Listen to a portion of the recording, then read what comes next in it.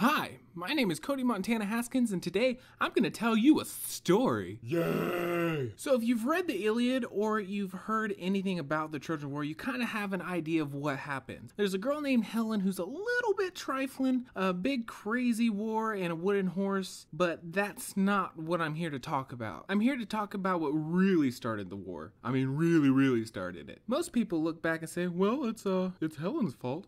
She's the one to blame, so yeah. According to Greek mythology, that wouldn't be 100% correct. If you go back before Helen messed everything up, you get the real story. So Zeus decided to throw a big crazy wedding for Peleus, the king of Aegina, and Thetis, who was a sea nymph. They were getting married and Zeus wanted to throw a big party for them. So all the gods and goddesses were invited to the wedding except for Eris because, well, she was kind of the goddess of discord, which automatically made her a party pooper. This made Eris very angry. Dun dun dun.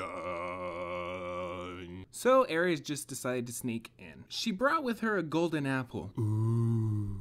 The golden apple was inscribed with the word Callistic, which meant for the prettiest one. Ooh. In pure party poopian fashion, Eris decided to throw the apple in the middle of the wedding. This obviously started a huge fight among all the goddesses.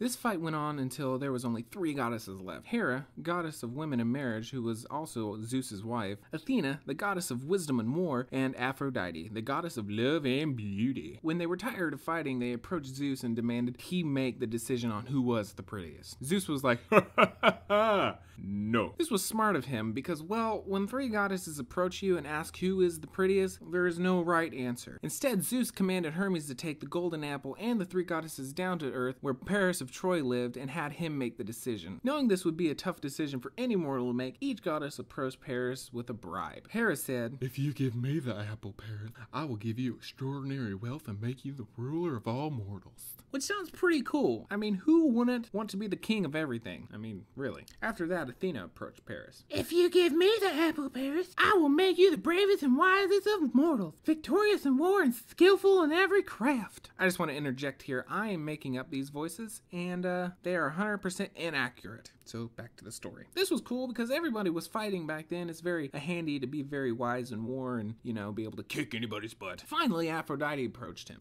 She found it humorous what they give him because she obviously had this one in the bag. If you give the apple to me, Paris, I will give you Helen, daughter of King Tyndareus and the most beautiful woman in the world as your wife. Aphrodite was aware that Helen was the wife of Menelaus, king of Sparta, but she just simply didn't care. Being the young man that Paris was, he decided to award the apple to Aphrodite because, well, Helen was a super hottie. I mean, super duper hot. Unbelievably hot. Like, oh my gosh. Or oh my goddesses. That makes more sense. This caused Hera and Athena to hate all Trojans, which explains a lot. Soon, Aphrodite set everything in motion so that Paris could convince Helen to run away with him forever.